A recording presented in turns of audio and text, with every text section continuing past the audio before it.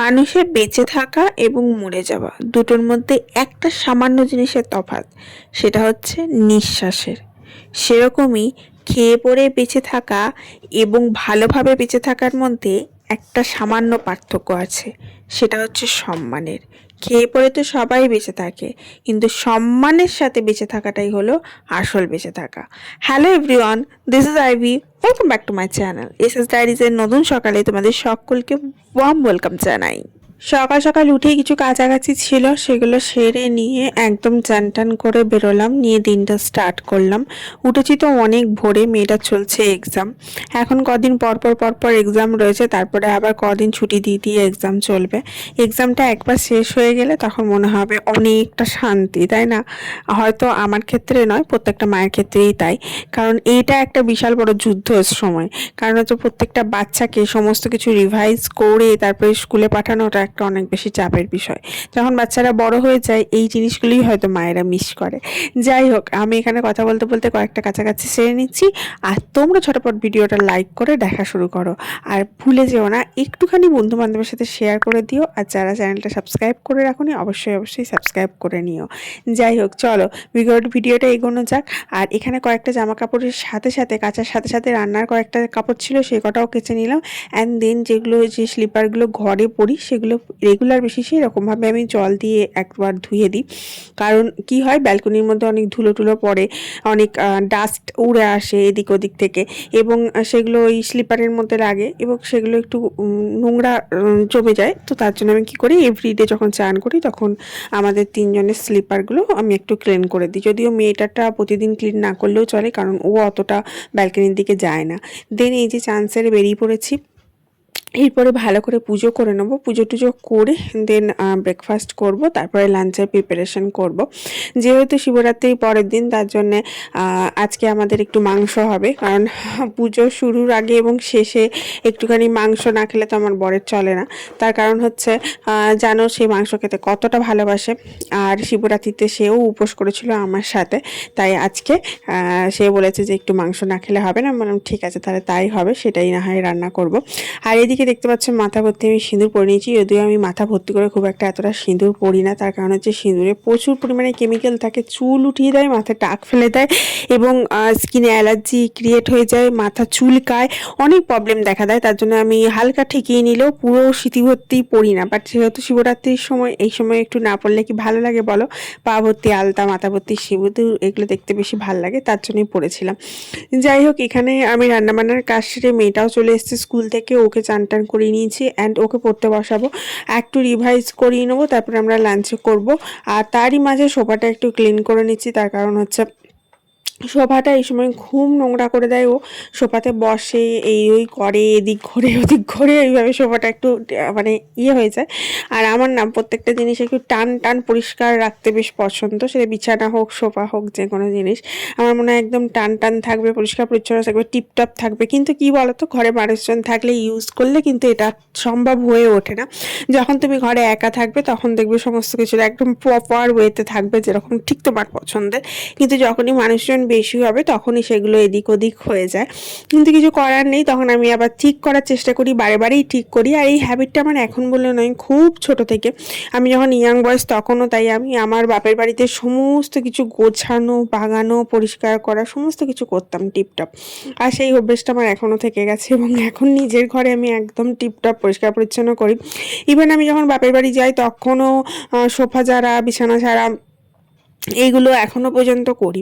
যাই হোক, এখানে আমি কার্পেটটা দেখতে পাচ্ছ, হালকা হালকা গরমের আমেজ পড়ে গেছে বলো, চারিদিকে হালকা কেমন একটা গরম গরম লাগছে, মানে ঘাম হতে শুরু করে দিয়েছে। বাট আমি কার্পেটটা এখন ঢোকাইনি, কার্পেটটা পিছিয়ে রাখি। যতদিন না খুব গরম পড়ছে ততদিন কার্পেটটা চলুক। তার কারণ হচ্ছে কার্পেটটাতে বসে না লাঞ্চ করতে বা ডিনার করতে বেশ ভালো লাগে। আর আমরা ডাইনিং টেবিল ইউজ করি না, আমরা নিচে বসেই খাই, সেটাই ভালো লাগে।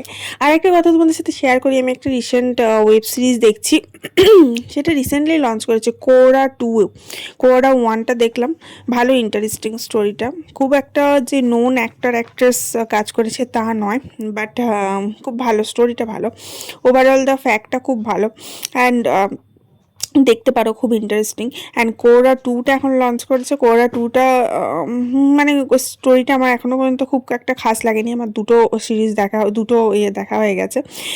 দেখা যাক, পুরোটা দেখার পরে তোমাদেরকে বলবো যে কীরকম কী লাগলো না লাগলো। তবে কোরা ওয়ানটা তোমরা অবশ্যই চেক আউট করতে পারো, ভীষণ ইন্টারেস্টিং স্টোরিটা। যাই হোক, চলো, আমি এখানে মেয়েটাকে পড়তে বসিয়েছি, ও ওদিকে পড়াশোনা করছে, আমি এদিকে কয়েকটা রসুন ছাড়াবার কাজ আছে, সে কটা ছাড়িয়ে নিই। তার কারণ হচ্ছে এখন না রসুন ছাড়াতে খুব একটা গায়ে জোর লাগে না বা কষ্ট লাগে না। এখন তো নতুন নতুন উঠছে, নতুন আলু, নতুন পেঁয়াজ, নতুন রসুন, সব এখন নতুন উঠছে। তার জন্য দেখবে খোলা ছাড়াতে খুব একটা প্রবলেম হয় না। রসুনের খোলা এখন জলদি ছেড়ে যায়। আমি জানি না গোটা রসুন দিয়ে সবাই কি করে মাংস রান্না করে, সেটা আমার একটা খুবই জিজ্ঞাসা আছে। মানে রসুন যখন ছাড়াই, তোমরাও যখন রসুন ছাড়াবে দেখবে রসুনের ভেতরে অনেক ফ্যাঙ্গাস লেগে থাকে, কালো কালো ফ্যাঙ্গাস লেগে থাকে। তো যখন গোটা রসুন ফেলে দিচ্ছে, যতই ধোও উপরটা, ভেতরে তো সেই ফ্যাঙ্গাসগুলো থাকছে, সেগুলো রান্নার মধ্যে দিয়ে যাচ্ছে। অ্যান্ড সেইটাই তুমি খাচ্ছ তো, তাহলে গোটা রসুনটা খাওয়া কি হেলদি? সেটা কি খাওয়া ঠিক মাংসের মধ্যে ফেলে? আমার তো মনে হয় ঠিক নয়। তার জন্য আমি কখনোই মাংসের মধ্যে গোটা রসুন দিয়ে কখনোই রান্না করি না। আমি সবসময় রসুন খোলা ছাড়িয়ে সেটা পেস্ট বা থেতো করে সেটাতে রান্নায় দিই, কিন্তু কখনোই আমি গোটা রসুন দিই না খোলা সমেত। অনেকেই দেখি এটা এখন ট্রেন্ড হয়ে গেছে, এটা মানে প্রত্যেকটা মাংসের মধ্যে গোটা রসুন দিয়ে দেবে, খোলা সমেত নিয়ে রান্না করবে, নিয়ে তারপরে সেই রসুনটাকে গেলে গেলে বার করে খাওয়া দেখাবে। সেটা যেন অদ্ভুত একটা ট্রেন্ড হয়ে গেছে। বাট আমার নিজস্ব এটা পছন্দ নয়। আমার যেটা মনে হয় আমি বললাম, অবশ্যই আমার মতামতের সাথে অন্য কারণ নাও মিলতে পারে, আমি ওটা করি না একদমই। যাই হোক, এটা যেটা দেখতে পাচ্ছ, এটা হচ্ছে রসুন, আদা, এরকম সমস্ত কিছু পেস্ট করার জন্য বড় বাটি, মিক্সি, আর একটা না ছোট বাটি কিনেছি মিক্সি, তোমাদের একদিন দেখাবো না হয়। সেটাতে আমি পোস্ত বাটছি। এত সুন্দর বাটা হচ্ছে না, মানে শিলনোড়ার জাস্ট কোনো প্রয়োজনই নেই। পোস্ত বাটার বাটি, মানে কফি বাটার বাটি আর কি, ছোট বাটি।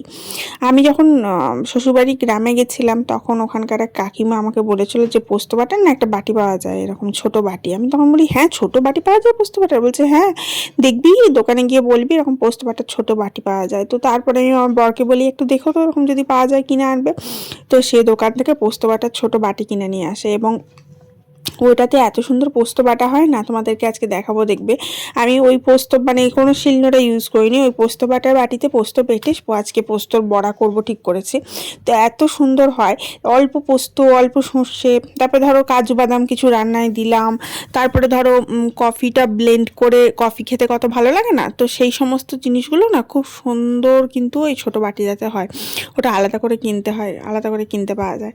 তো যাই হোক, ওইটাতে আজকে পোস্ত বেটে একটু পোস্তর বড়া করব ঠিক করেছি। আমার বরের আবার পোস্তর বড়া ভীষণ খেতে ভালোবাসে, ভীষণ পছন্দের আর কি খাবার একটা। আমার কাছে না এতদিন শিলনোড়া ছিল না বলে আমি কোনো পোস্তর বড়া করতে পারতাম না। আলু পোস্ত করতাম, পোস্ত ভাজা করতাম, বাট পেঁয়াজ পোস্ত করতাম, পোস্তর বড়াটা করতে পারতাম না। তো আজকে আমি ঠিক করেছি ফাইনালি পোস্তর বড়াটা করব, যেহেতু ও ছোটো পোস্ত বাটিটা কিনে এনে দিয়েছে। আর আমি না রসুনটা একটু ভিজিয়েই রেখেছিলাম যাতে তাড়াতাড়ি ছাড়ানো হয়, কিন্তু এখন রসুনটা না ভেজালেও হয় আর কি। যেমন বললাম, রসুনটা টাটকা টাটকা উঠছে তো, নতুন নতুন, খুব নরম হয়। একটুখানি আঙুল দিয়ে, মানে তোমার যদি নখ থাকে বা একটুখানি ছুরি দিয়ে যদি একটু করে নাও, তাহলে খুব সুন্দর রসুনের খোলাটা ছেড়ে বেরিয়ে চলে আসে। চলো, রসুনগুলো ছাড়ানো হয়ে গেলে এবার তোমাদের লাঞ্চটা দেখায়। আজকের লাঞ্চে না একটা দারুণ জিনিস করেছি, সেটা হচ্ছে এক ধরনের ভাজা করেছি। আমি না কুমড়ো আর উচ্ছে ভাজা একসাথে করা গেলে খুব টেস্টি হয় খেতে। সেটা আমি অনলাইনে ব্লগ দেখেই শিখেছিলাম, একজনের ব্লগ দেখে সে করতো। তো মানে উচ্ছের তেঁতোটা আর কুমড়ো মিষ্টিটা দুটো মিক্সচার করে খুব সুন্দর টেস্টি হয় খেতে। বাচ্চাদের যারা খেতে চায় না উচ্ছে, তাদের জন্য তো পারফেক্ট কম্বিনেশন। তো আমি কি করেছি, আজকে একটু উচ্ছে, একটু কুমড়ো, একটু আলু আর একটু পেঁয়াজ একসাথে মিক্স করে ভেজেছি। না ওটার মধ্যে তেঁতো আছে, না ওটার মধ্যে মিষ্টি আছে, এত সুন্দর খেতে হয়েছিল। মানে খুব মিষ্টি নয়, কুমড়োর জন্য একটা, যে কুমড়োর অনেকে হয় না কুমড়ো খেতে চায় না, আবার উচ্ছে অনেকে খেতে চায় না তেঁতো বলে। তো সবগুলো মিক্সচার করার ফলে একটা অসাধারণ টেস্টি ভাজা প্রিপারেশন হয়ে গেছিলো, বেশ ভালো হয়েছিল। চলো, তোমাদের লাঞ্চটা বাড়িনি, তোমাদেরকে দেখাচ্ছি যে পোস্তর বড়াটা কত সুন্দর হয়েছে এবং ভাজাটা কি সুন্দর হয়েছে।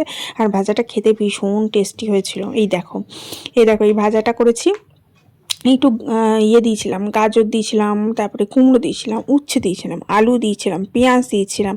আর এটা হচ্ছে পোস্তর বড়াগুলো, কি সুন্দর হয়েছে আর এত টেস্টি হয়েছিল না, কি বলবো। আমি ফার্স্ট টাইম এইভাবে করলাম, খুব সুন্দর হয়েছিল। আর এখানে একটু মাংস রয়েছে, ব্যাস এই দিয়ে আজকে লাঞ্চটা সারলাম। এখন লাঞ্চ সারার পর একটুখানি মনে হলো নিজের জন্য একটু সময় দেওয়া উচিত, একটু রিল্যাক্স করা দরকার। দেন আবার মেয়েটাকে পড়তে বসাবো, সন্ধে অবধি ওকে পড়াবো। দেন সন্ধে অবধি ওকে পড়াবার পর সন্ধে টন্ধে দেখাবো, দেন একটু চা খাবো, একটুখানি নিজে একটু টিভি দেখবো, দেন আবার ওকে পড়তে বসাবো।